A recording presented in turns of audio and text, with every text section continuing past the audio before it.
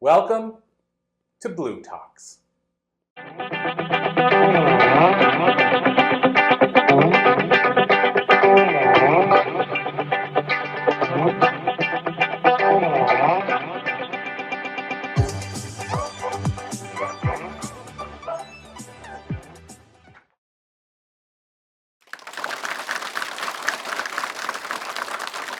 Okay, everybody, super excited to have another one of our interviews today. I'm here today with Dr. Monique Nugent, and I'm really excited to be here with you, Monique, to talk, of course, all things, I'm going to say medical, prescription. I'm sure that's the direction we're going to head. And, I have your copy of your book right here, Prescription for Admission. And what I want to talk to you about first is the medical world's different than it was maybe X amount of years ago. Well, I mean, if we go back far enough, it was like a dude or dudette in like a little horse town and you go to their house.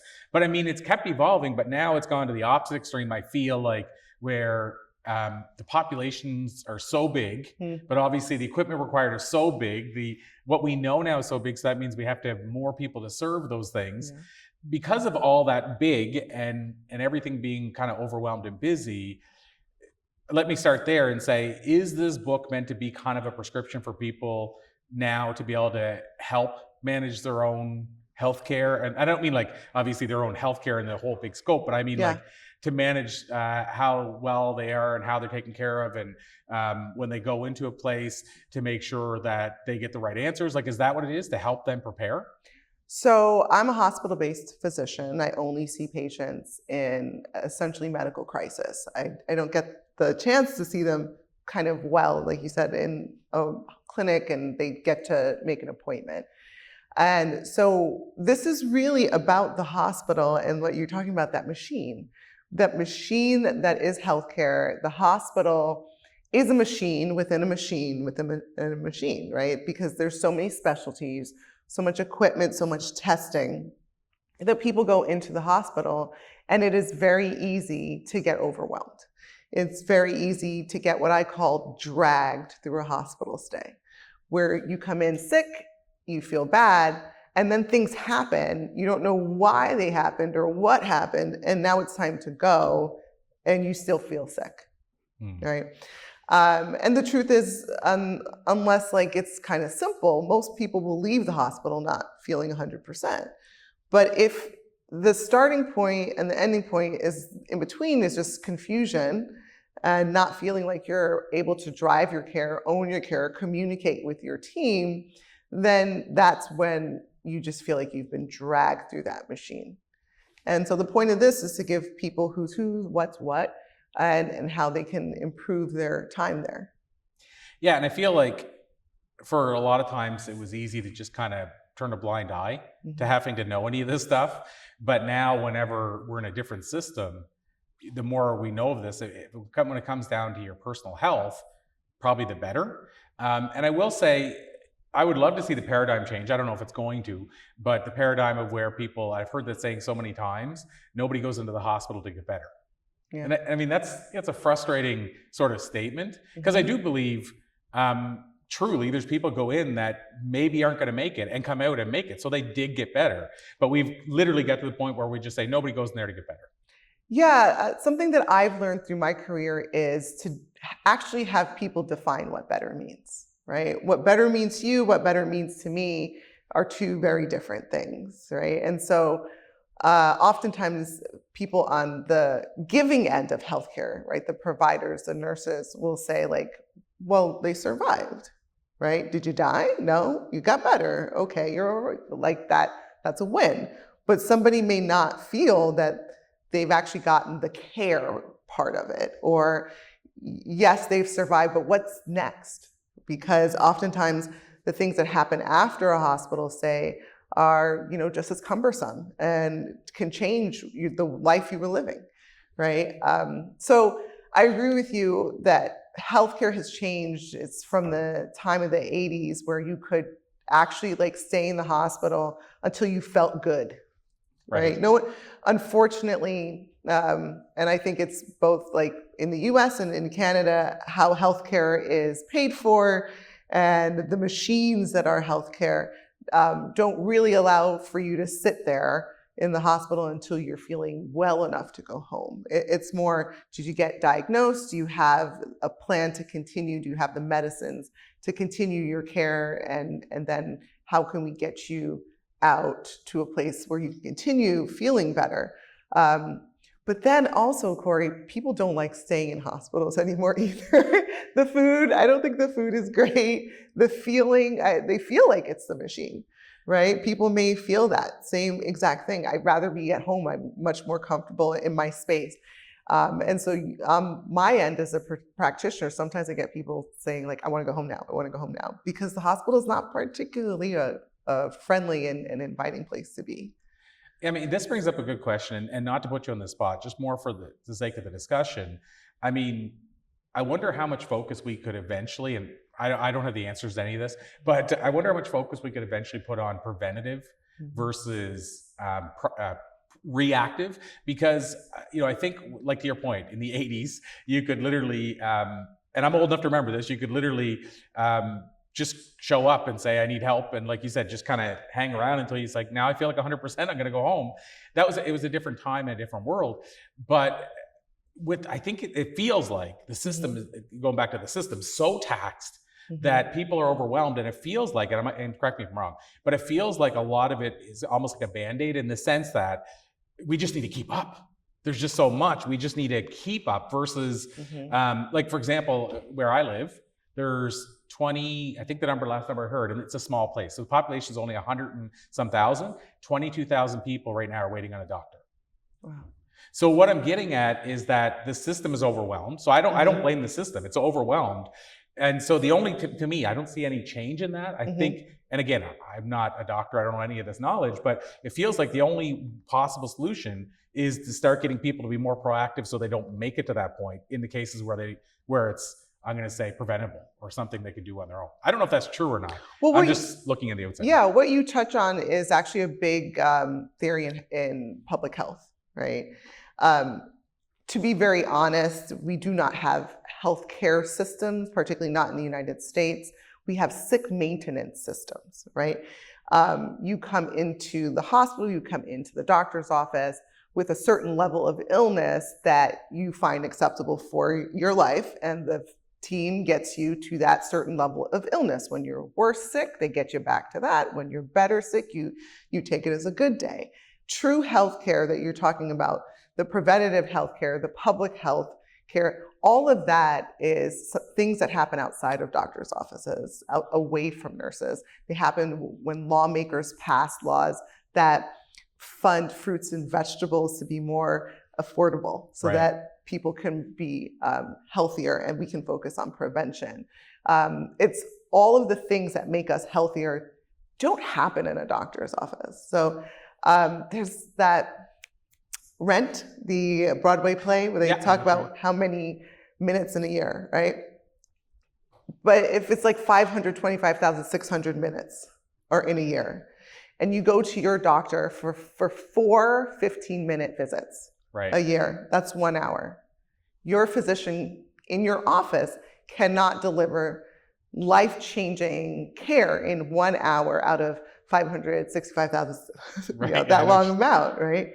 Everything else that's happening outside of those walls, you and your family and how you're living, your community, all the things that are supporting you, the safety measures like seatbelts and not smoking on planes, all of those things, that's really healthcare. You know, unfortunately, I practice sick maintenance, right? And I think when we change that paradigm, then we can really focus individually on preventative care. Yeah, and I mean, you made a good point, like the funding side of it. And again, when I say any of this stuff, it's not, I like to believe we're all doing the best we can with what we have.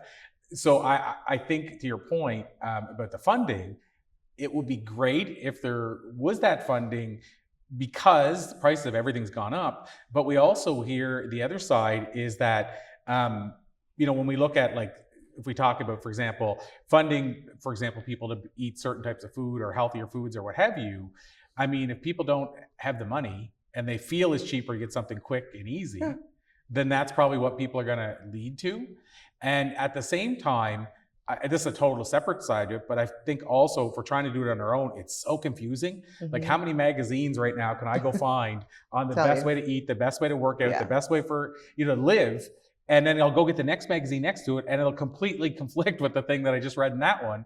So I think it gets confusing. So I do think, and I've heard, correct me if I'm wrong on this, but I've heard lots of times that the cost of preventative maintenance is way less on the system than the cost of fixing later. And I don't know if that's, I feel like I've heard that in studies, so I might be making that up. I'm just not 100% sure. But it seems like it would cost less to provide some funding to help people to be able to afford, let's say, healthier foods and have better fitness centers and community centers and bring people together than it does to keep, especially with an aging population, to keep everybody from being sick.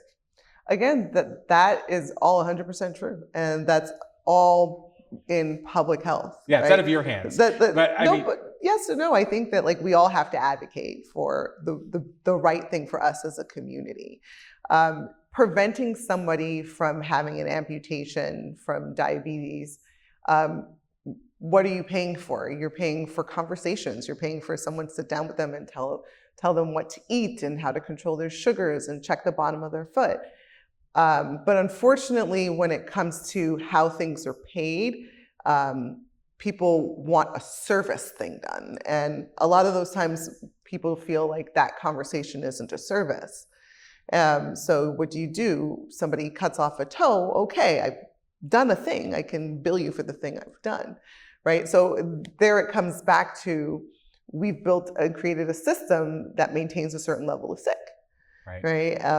But if we really want to build and maintain a system that is healthcare, it's everything you're talking about. And how do we choose? We all as a public have to choose to continue to give into those systems so that we can have better outcomes. Well, I want to dive more into the book, and I'll just say, kind of to finish off on that side, I think sometimes the challenge too is then you're like, if people have to do it on their own, you're reliant on that person doing it.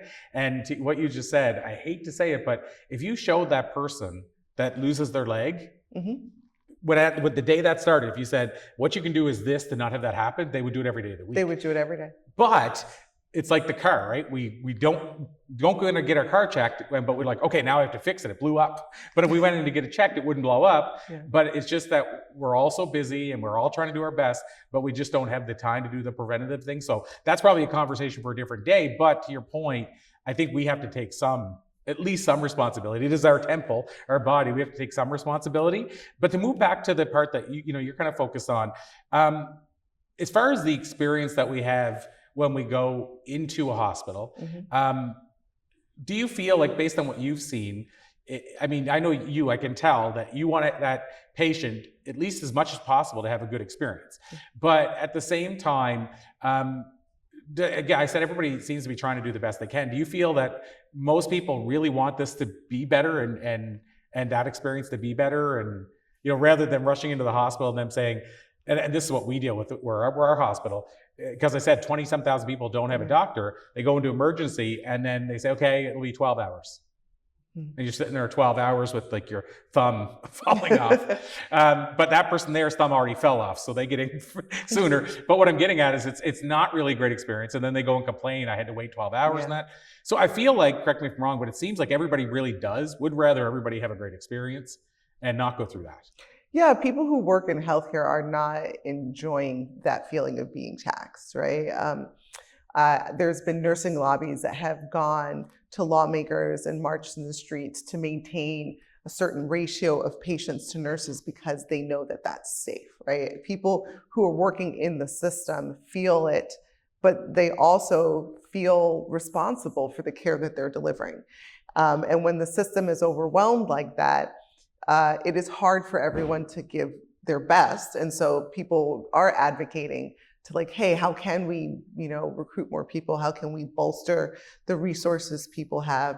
Because it makes you feel good when you can help somebody. It makes you feel really bad when you're watching somebody have the hardest time in the hospital.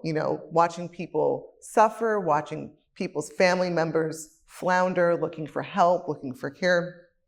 I have yet to meet a person in healthcare who's like, that's my goal. That's the thing that I want Yeah, to come out of this, That's fair. And I think it's the tools that they have are the tools that are given to them by the institutions and by the insurers and by the government. And so, healthcare workers do and should continue advocating for making the system better. And so should patients and their family members. More voices. If we can amplify that message, will be better.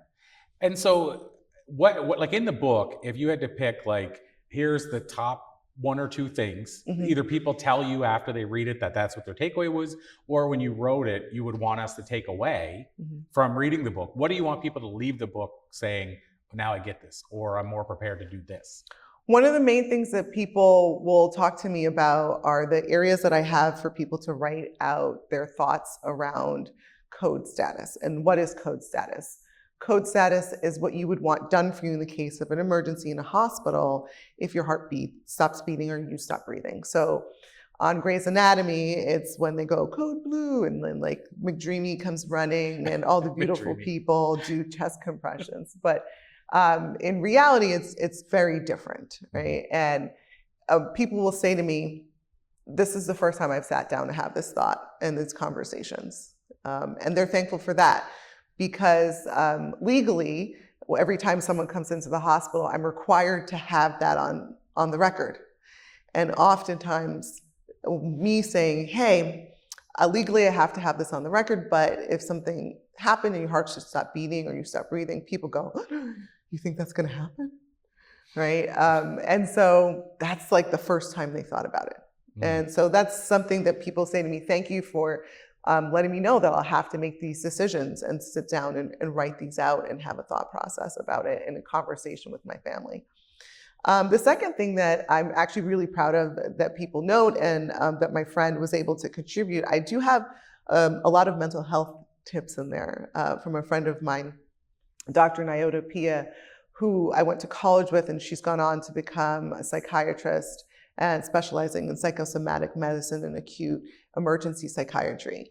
And so she talks about things like, tell your medical team what psycho meds you take because you should continue taking those. And like, how do you do relaxation techniques and visualization? What are things you should be asking for when you're going for testing to make sure that you're able to control your anxiety? And like I said, hospitals move so fast that even the practitioners are not thinking about that part. And people are grateful to have that to think about and read. Yeah, I think to your point, so my wife, it's about 9 months ago now, but she lost her father, and both of her parents had a do not resuscitate, and both of them kind of passed in the same way. Her father, I forget what he had going on, but he had it was to do with his heart, and they kind of didn't tell him that it's a progressive thing, so he didn't realize it was going to get worse. And anyway, what happened was she was visiting him, and he was bleeding when he's going to the bathroom, and he said it, but he thought it was just, I guess a passing thing. And she left, and basically that was the last time she's seen him. And why I bring this up is because they rushed him to the hospital, but it's wild how the stuff stays with you. Like, so for her big thing is they never called her. At least there's no record on her phone of them calling her. There's no voicemail. You would leave a voice message, I would think. You would say you have to call or something. There was no record of it at all. And they didn't get to see him again. And they feel they would have if that would have happened. So for 9 months now, and maybe the rest of her life, it'll always be like, why didn't I get that call? Why wasn't I there? And I said to her, maybe the universe was conspiring so you wouldn't have to see him at the end like that. And she's kind of looked at that, but she still questions things, the way they were done, and like, was it do not resuscitate, but they ended up putting a pipe in or something into his throat. And so she's like, did he say yes? Because he thought maybe I'll make it, even though he hasn't. So like, what I mean is it's wild how that experience now sticks with them, and they're still asking these questions 9 months later. So it is important to have that all written down and discussed, because you don't know how it's going to play out once it happens. Yeah, interfacing with healthcare can often be, I want to say life-changing, which sounds trite, but can be traumatic because there's so many ins and outs of why things are done and when things are done and who did something and who called and who didn't. And you know, at least having the conversation and thinking about it, they're 10 steps ahead of a lot of other people. Mm-hmm.